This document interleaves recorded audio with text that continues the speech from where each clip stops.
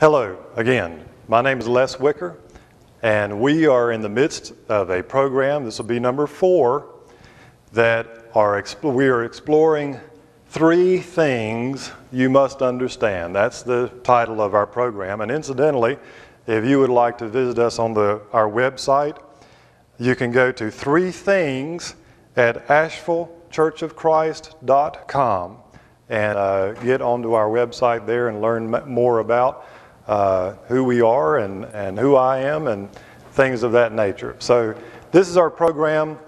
The first of those 3 things is this right here. Evolution is the biggest lie that has ever been swallowed by mankind, or at least one of them. And so we've been establishing that over the last several programs. And we've talked about the eye, the human eye, and how complex it is, complicated, meticulous, and precise in its meticulous nature, and what an incredibly composed organ it is for sight. And not only do you have one eye, but you have 2 eyes that work together to perceive exact distances like you need to thread a needle. We talked about the fact that there are many other species that have very different eyes than we do.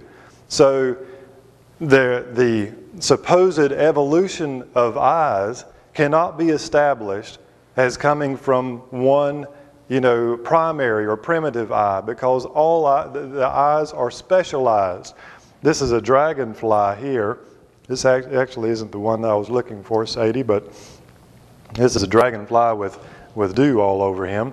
But the dragonflies have eyes that are there's about 28,000 hexagon-shaped individual compound eyes is what they have, which is very different from our eyes.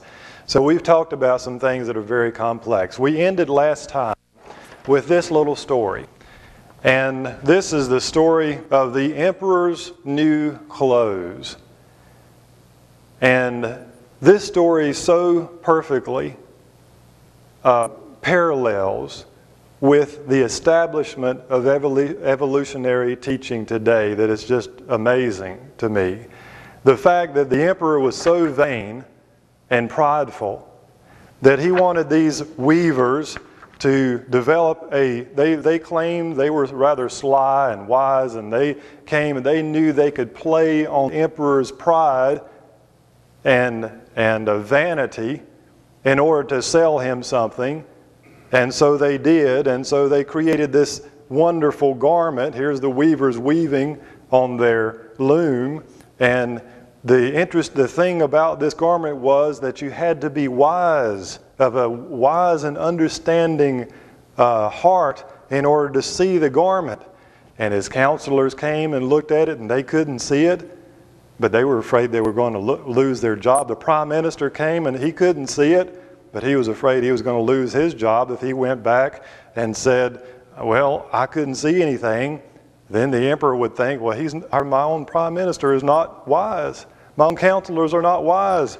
And then finally, the king himself goes to see the garment, and guess what? He couldn't see it either. So he assumes himself to be unwise, but he doesn't want to look like a fool in front of all the people. So he says he made out as though he could see it, although none of the people could see it. And he parades through the street naked. And all the people say, oh, what a glorious garment.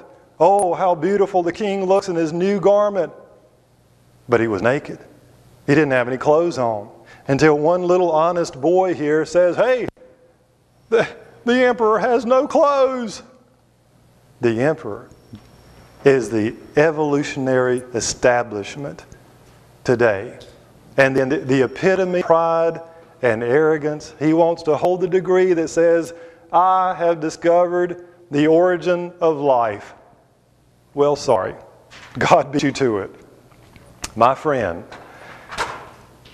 if you have ever been one of those who have believed that it is wise to take the middle road and believe that you can accept both positions on origins, that is a theistic evolutionist position, then you don't recognize your own contradiction, because the two positions of origins, that of creation and evolution, are diametrically opposed and mutually exclusive. As mutually exclusive as atheism and theism. You cannot be an atheist and believe in God, nor can you believe in God and at the same time be an evolutionist. Evolution, at its very core, attempts to explain the existence of all things, including man, through spontaneous chemical processes outside of any supernatural intelligence. And if you don't believe that, just read the books of evolution's leading proponents. Bible says a fool has said in his heart, there is no God. Psalm 14. And the reason is, a person would have to be a fool to reject the obvious in order to cling to the irrational. I, for one, will not bow with reverence to the altar of an ape, being served by the high priest of atheism, the scientific elite, who are so smart they think that they came from a monkey. Oh, okay, an ape-like creature. Like that makes it all believable. Where did the ape-like creature get his eyes and his ears? You still got the same problem. Whether it's a monkey, whether it's a man, whether it's a dragonfly, whether it's a turtle, no matter what it is, you still got the same problem. Eyes come from intellect, design, planning. They're complex, they're intricate, they're meticulous. In fact, if you choose to cling to godless evolution, hold it, Tristan. If you choose to cling to godless evolution, you've got more problems than you ever dreamed of.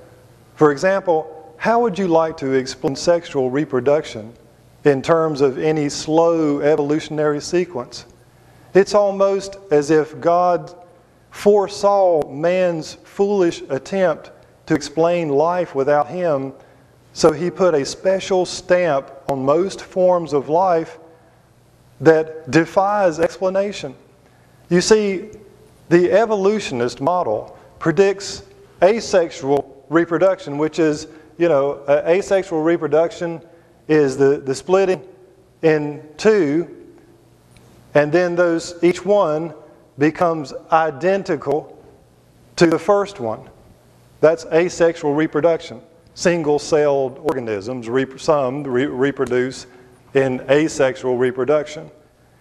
You get two identical organisms.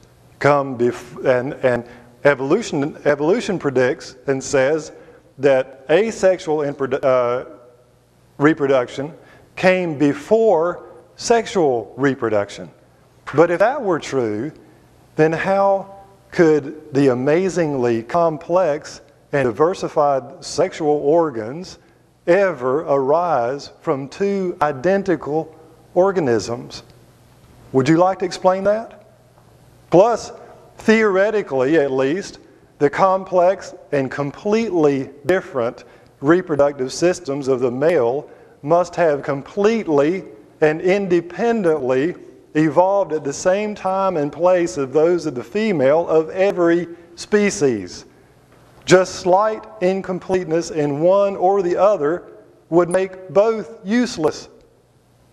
And, of course, you would need to explain why single-celled organisms would even begin to develop male or female parts when they would have been of absolutely no use to the organism. And remember that random mutation is the only mechanism for evolution. And by the way, no mutation has ever been observed to be beneficial to the species, but rather detrimental.